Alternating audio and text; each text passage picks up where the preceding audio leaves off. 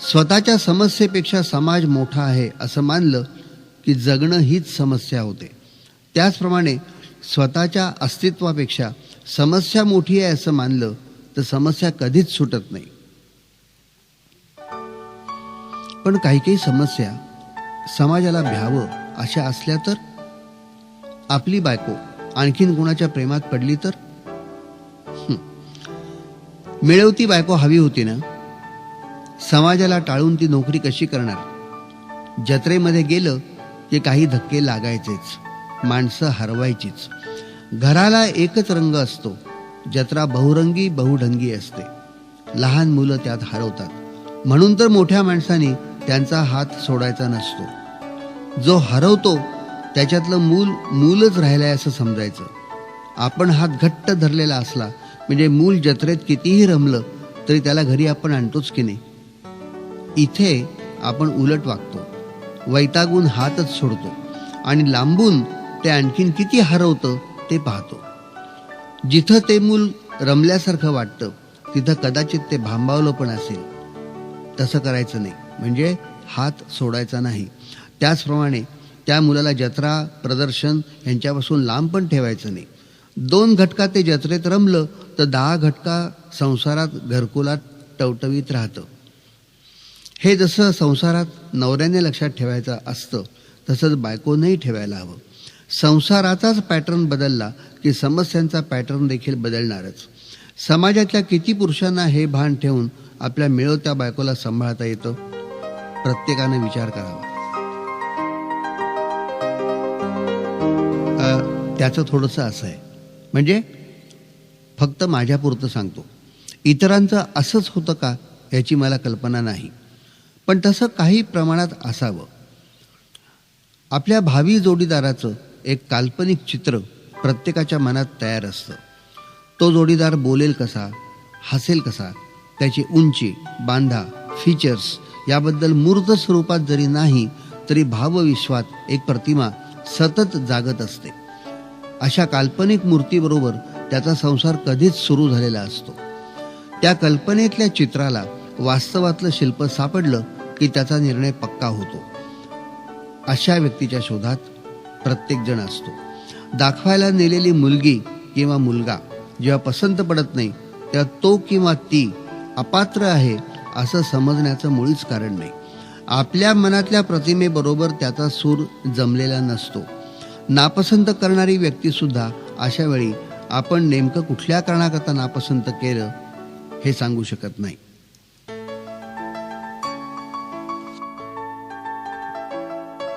संगीताप्रमाणेच संवादाला सुद्धा विस्ताराचे, रंगतीचे टप्पे असतात. चढ उताराचे आरोह अवरोह असतात. स्वरांप्रमाणेच शब्दांनाही एक क्रम असतो. रागदारीत जसे काही स्वर वर्ज्य असतात त्याप्रमाणे संवादात सुद्धा काही शब्द वर्ज्य असतात. ठाय, विलंबित, द्रुत अशा क्रमाने गाणं जसं फुलतं तशाच क्रमाने संवादालाही फुलण्याचा सोस हवा. तंबोऱ्याच्या 2 षडजांप्रमाणे संवादात देखील 2 तारा एकजीव हव्या लागतात. शेवटी सगळा संसार शब्दांचाच, पण वाटाघाटी वेगळ्या, बोलाचाली निराळी आणि संवादाची मैफल निराळी. वाटाघाटी शब्दानंतर स्वातंत्र्य मिळाल्यापासून कायम फिसकटल्या हेच क्रियापद डोक्यात बसलाय. बोलाचाली शब्दांची सोरीक 2 गटात मारामारी ह्या वाक्याशी, पण मैफलीचं नातं रंगाशीच असतं. तरी सुद्धा काही काही माणसं चर्चा करता करता संवादावरून बोलाचालीवर काय येतात आणि कधी येतात हे त्यांनाही कळत नाही आणि आपल्यालाही कळत नाही.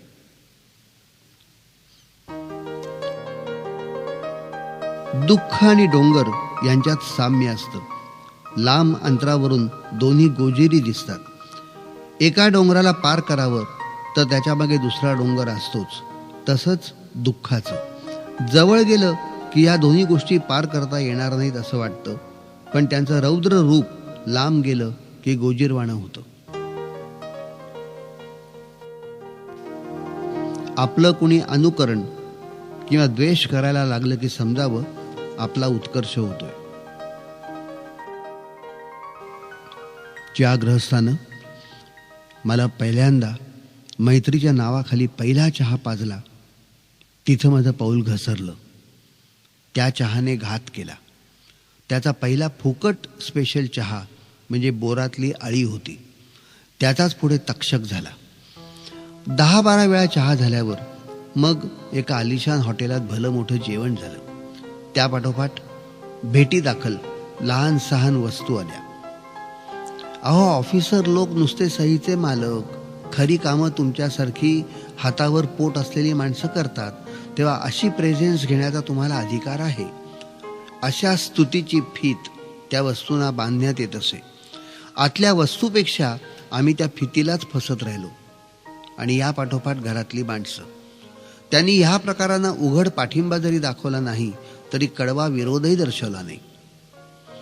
एखादी गोष्ट न मागता कुणी स्वखुशीने दिली तर स्वीकार करावा, त्यात कसला आलाय पाप. अशा तऱ्हेच्या शंका समाधानांना आम्ही बळी पडत गेलो आणि मग आमची कीर्ती पसरत राहिली. ज्याप्रमाणे एखाद्या ज्योतिषाची किंवा वैद्याची कीर्ती पसरावी त्याप्रमाणे असल्या कारभारात आम्हाला विश्वस्ताची जागा मिळू लागली. आणि मग मोठमोठ्या ऑफिसर्सकडून आमचा सेफ्टी हॉलसारखा उपयोग केला जाऊ लागला. बुडत्याचा पाय खोलात हा न्याय इथंही आहे. या प्रवाहात तुम्ही पाणी अडवू लागलात की तुम्हाला जगणं अशक्य होईल अशा गावी बदली करतात. त्या बदलीच्या हुकमावर बढतीची सोनेरी फीत नव्हे तात बांधतात. मोठमोठ्या मंत्र्यांच्या शेकडो एकर जमिनी, आमदार खासदार विरोधी पक्षनेते यांची 5 स्टार हॉटेल्स, द्राक्षांच्या बागा ह्या काय आपोआप होतात? आमच्यासारखे कितीतरी पाट त्या जमिनी ओल्या ठेवतात. दारू पिणाऱ्याने शेवटपर्यंत दारूच प्यायची, जुगाऱ्याने जुगारीच राहायचं, तसंच लाच खाणाऱ्यांचं. म्हणूनच म्हणतोय हे पाप पहिल्या चहाचं. जो लहान मोह टाळू शकतो तोच मोठ्या मोहाकडे पाठ फिरवू शकतो. नभांगणातल्या चांदण्या मोजायच्या नसतात. आपल्यावर त्यांचं छत आहे या आनंदात विहार करायचा असतो. आनंद, समाधान, तृप्ती, कृतज्ञ भाव, स्नेह या भावनांना तराजू असते तर एव्हाना हे सगळे काळ्या बाजारात गेले असते. त्यांचं स्मगलिंग झालं असतं. इतकंच कशाला, त्याच्यावर इन्कम टॅक्स देखील बसला असता. मग एकही माणूस साधं हसलाही नसता. आनंदाच्या उकळ्या दाबून दाबून माणसं फुटली असती. त्या नक्षत्रांचं देणं कधीच चुकवता येत नाही, यातच त्यांची उंची. तिथे हात पोचून नयेतच. कारण आम्ही माणसांनी जिथं जिथं आमचे हात पोचले तिथे तिथे स्वतः ते शिक्के उमटवले. त्यापेक्षा अशाच काही अलौकिक चांदण्या, तेजस्वी तारे अवतीभोवती वावरतात तिथे माथा झुकवावा. पण आम्हाला सितारे ओळखायला येतात, तारे येत नाहीत.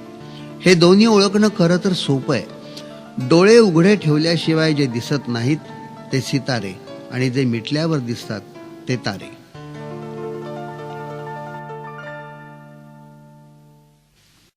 माझं लक्ष नेहमी वर्तमानपत्राच्या 3ऱ्या, 4थ्या आणि शेवटच्या पानाकडे असतं. खून, मारामाऱ्या, अपघात, आज तेल गडप, उद्या तांदूळ असल्या बातम्या मी वाचत नाही. अशा बातम्यांचं आयुष्य नेहमी अल्प असतं. तरीही त्यात असल्या बातम्या आपलं मन उदास करतात. आपण वर्तमानपत्र असं म्हणतो खरं, पण सगळी वर्तमानपत्र भूतकाळच छापतात. शेवटचं पान भविष्यकाळ किती उज्ज्वल आहे हे सांगतं. भविष्य घडवायला निघालेले कितीतरी चेहरे त्या पानावर दिसतात, म्हणून ते पान मी पहिल्यांदा वाचतो.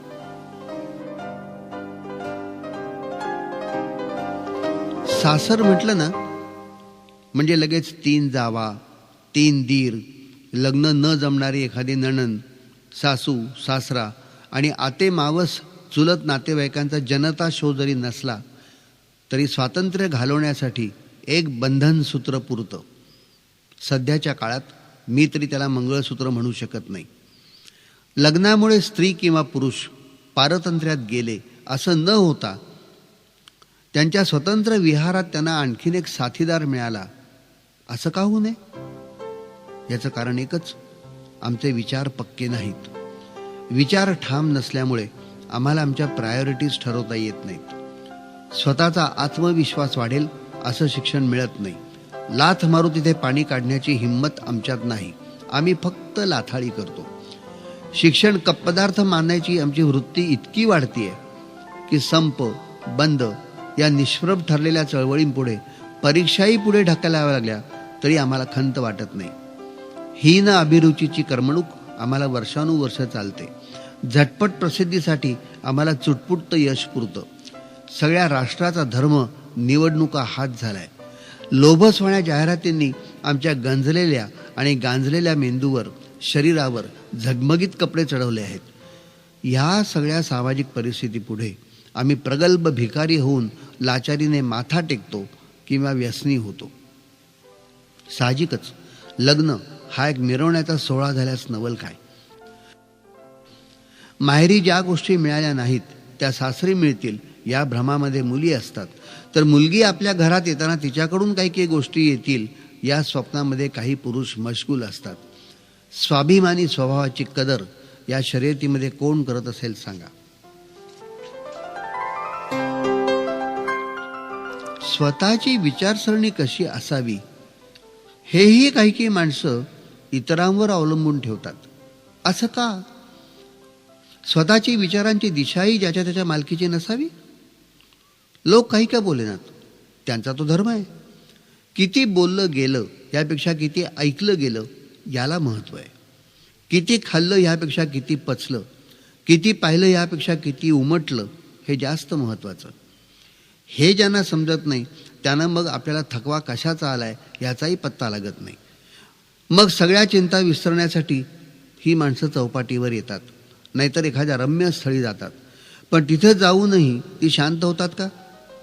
चौपाटीवर जाणारी माणसं केवळ समुद्र किंवा आकाश पाहायला जातात. तिथं सुद्धा ही माणसं हेवा, मत्सर असल्या क्षुद्र गोष्टी घेऊन येतात. निसर्गाच्या जवळ येऊन देखील निसर्गापासून लांब असतात. स्वतःच्या भविष्याचा विचार करतात. ते वाईट आहे. अशातला